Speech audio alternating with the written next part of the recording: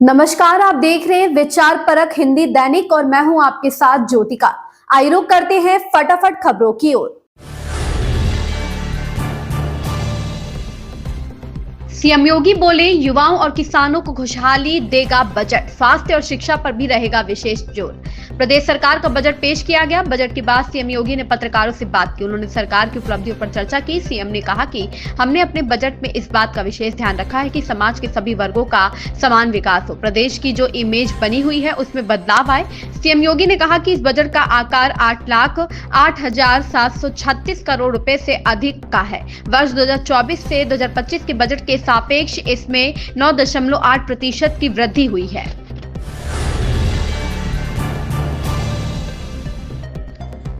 Budget पर मुख्यमंत्री योगी आदित्यनाथ ने कहा, प्रदेश में खुशहाली आएगी। बजट में व्यय की नई मदों हेतु 28,478 करोड़ 34 लाख रुपए का प्रावधान है। अवस्थापना विकास के लिए 1,79,131 करोड़ 4 लाख रुपए प्रस्तावित हैं। इसमें ऊर्जा क्षेत्र के लिए 61,070 करोड़ रुपए से अधिक, सिंचाई के लिए 21,340 करोड़ रुपए से अधिक, भारी एवं मध्यम उद्योग के लिए लगभग 24,000 करोड़ रुपए, नगर विकास के लिए 25,308 करोड़ रुपए से अधिक, आवास एवं शहरी नियोजन के लिए 7,403 करोड़ रुपए से अधिक तथा नागरिक उड्डयन के लिए 3,152 करोड़ रुपए प्रस्तावित हैं।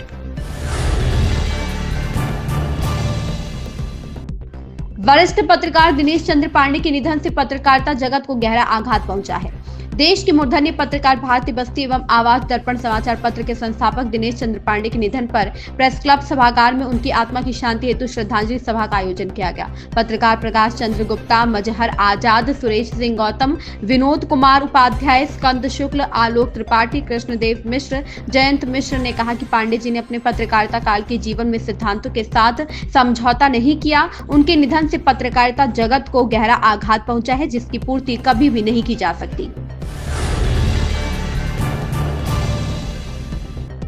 डीएम तथा एसपी ने जिला कारागार का निरीक्षण किया। जिलाधिकारी बस्ती रविश गुप्ता तथा पुलिस अधीक्षक बस्ती अभिनंदन द्वारा जेल अधीक्षक बस्ती की मौजूदगी में जिला कारागार बस्ती का आकस्मिक निरीक्षण किया गया। निरीक्षण के दौरान जेल के बैरक, अस्पताल, मेस आदि का निरीक्षण कर कैदियों से वार्ता कर स्थिति का जायजा लिया गया एवं मौजूद सभी जेल कर्मियों को सख्त हिदायत दिया गया कि उनसे अपेक्षित समस्त कार्यवाहियों का निर्वहन सही तरीके से करें। किसी प्रकार की अवांछनीय गतिविधि या अवांछनीय तत्व न पाए जाने के संबंध में हिदायत दी गई।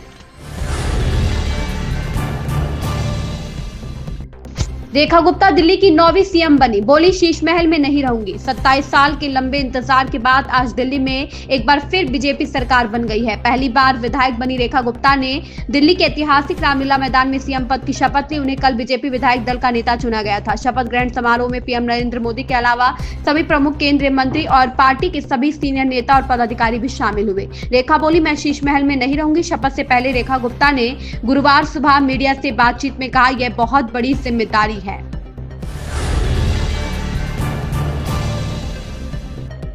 हर क्षेत्र में सुधार, विकास की दिशा में काम करेंगी। रेखा गुप्ता के दिल्ली सीएम बनने पर पीएम मोदी ने दी बधाई।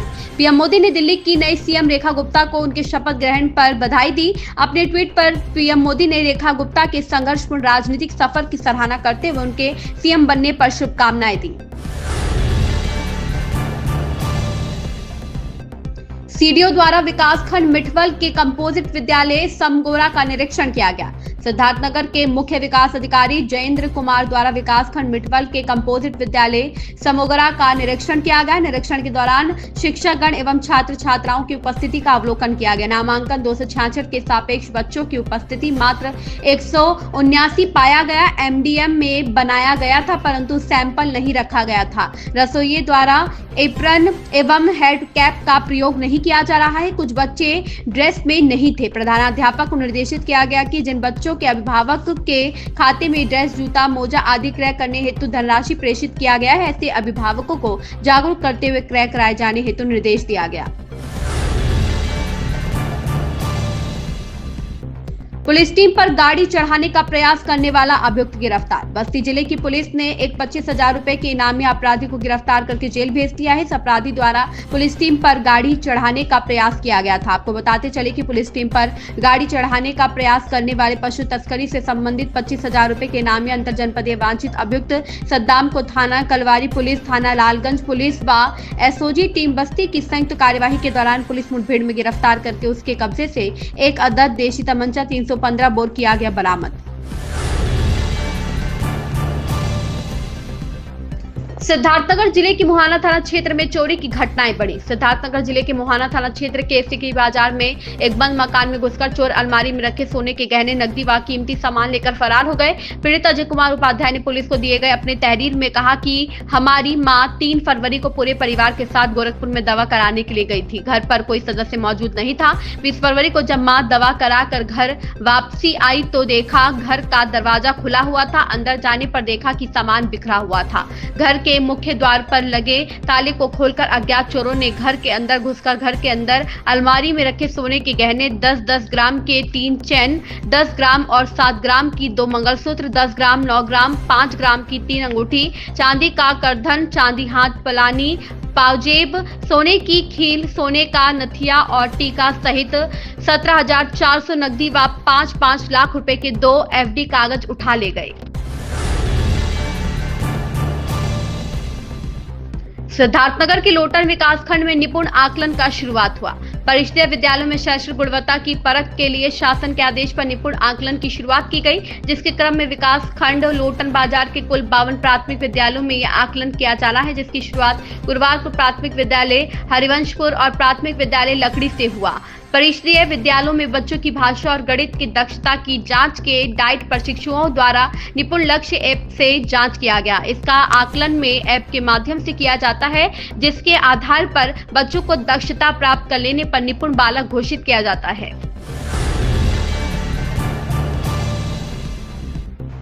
सपा सुप्रीमो अखिलेश यादव बोले, बजट ढोल की तरह अंदर से खोखला। बसपा सुप्रीमो मायावती बोली, मध्यम वर्ग का तुष्टीकरण किया। योगी सरकार द्वारा पेश किए गए बजट पर अपनी प्रतिक्रिया देते हुए सपा अध्यक्ष अखिलेश यादव ने कहा कि यह भाजपा सरकार का 9वां बजट है। यह बजट नहीं बल्कि बहुत बड़ा ढोल है, जिसमें आवाज तो बहुत है पर अंदर से खोखला है। उन्होंने कहा कि इसे देखकर किसानों की उम्मीदों का खेत सूख गया है। महिलाओं के माथे पर घर चलाने की चिंता की लकीरें उभर आई हैं।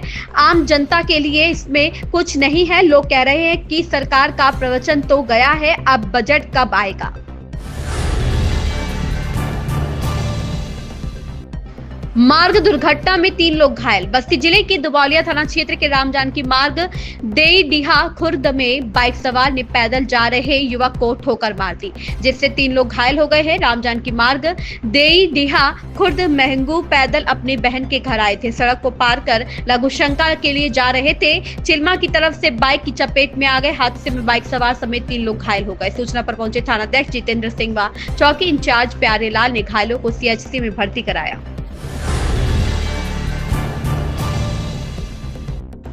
सांसद जगदम्बिका पाल ने मुख्यमंत्री से की मुलाकात। डुमरियागंज सांसद जगदम्बिका पाल मुख्यमंत्री योगी आदित्यनाथ से मुलाकात कर जिले की 2 मार्गों के नवीनीकरण व एक मार्ग के चौड़ीकरण का प्रस्ताव दिया। साथ ही बड़नी बाजार के 4 लेन बाईपास ओवरब्रिज की मंजूरी भी मिल गई है। संसद के इस प्रयास की सराहना पूरे जिले में की जा रही है। मुख्यमंत्री से मुलाकात कर 9 किलोमीटर लंबे भड़रिया से बड़नी चाफा मार्ग के नवनिर्माण का प्रस्ताव दिया। साथ ही सड़क की स्थिति खराब होने से आमजन को आवागमन में हो रही असुविधा के बारे में भी मुख्यमंत्री को अवगत कराया। महाकुंभ में अब तक 56.75 श्रद्धालुओं ने किया स्नान। संगम आने और जाने वाले रास्तों पर भीड़। ऐसा लग रहा है कि मेले की समाप्ति तक डुबकी लगाने वालों की संख्या 60 करोड़ के पास होगी या पार होगी। संगम में डुबकी लगाने के लिए उमड़ रहे श्रद्धालु। महाकुंभ के 39वें दिन भी श्रद्धालुओं में उत्साह देखा जा रहा है। संगम में डुबकी लगाने के लिए श्रद्धालु उमड़ रहे हैं। संगम की ओर आने जाने वाले रास्तों पर भीड़ है। श्रद्धालुओं का आना जारी। प्रयागराज में त्रिवेणी संगम पर महाकुंभ 2025 का हिस्सा बनने के लिए श्रद्धालुओं का आना जारी है। मेला 26 फरवरी तक चलेगा।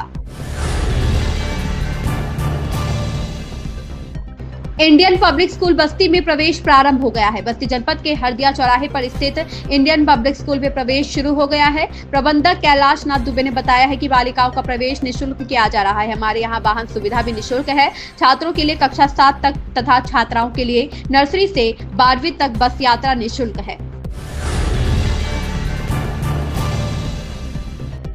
महाराष्ट्र के उप मुख्यमंत्री एकनाथ शिंदे की कार को बम से उड़ाने की धमकी दी गई है। मुंबई पुलिस को गुरुवार सुबह एक अज्ञात कॉल आया जिसमें महाराष्ट्र के डिप्टी सीएम एकनाथ शिंदे की कार को उड़ाने की धमकी दी गई। पुलिस ने मामले की जांच शुरू कर दी है। एक अधिकारी ने बताया कि गोरेगांव जेजे मार्ग पुलिस स्टेशनों और अन्य राज्य सरकार के मुख्यालय मंत्रालय के नियंत्रण कक्ष में कॉल आए। कॉल करने वाले ने शिंदे की कार को बम से उड़ाने की धमकी दी।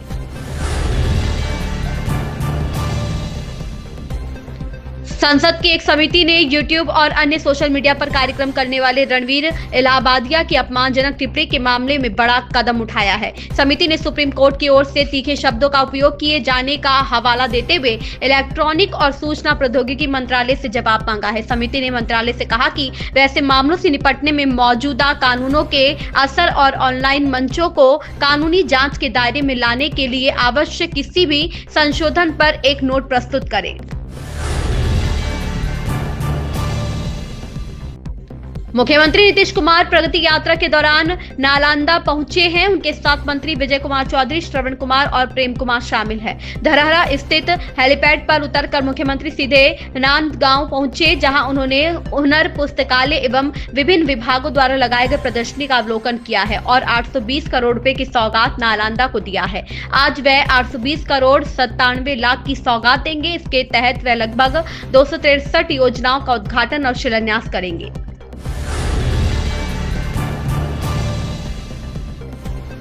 रकुलप्रीत सिंह, भूमि पेडनेकर और अर्जुन कपूर की आगामी फिल्म मेरे हस्बैंड की बीबी 21 फरवरी को सिनेमाघरों में रिलीज हो रही है। इस दिन रकुलप्रीत और जैकी भगनानी की शादी की सालगिरह भी है। जैकी ने इस खास मौके पर अपनी पत्नी और अभिनेत्री को एनिवर्सरी गिफ्ट के तौर पर पहले शुक्रवार को एक टिकट पर एक फ्री देने का ऐलान किया है। इसकी एडवांस बुकिंग भी शुरू हो चुकी है। यह ऑफर केवल चुनिंदा सिनेमाघरों और मल्टीप्लेक्स में मान्य होगा।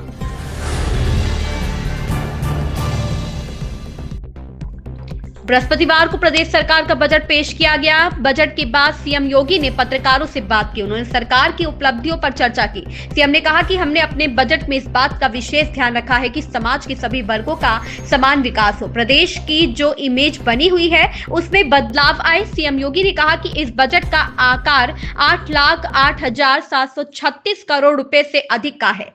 इन खबरों में बस इतना ही। बने रहिए विचार परक हिंदी दैनिक के साथ।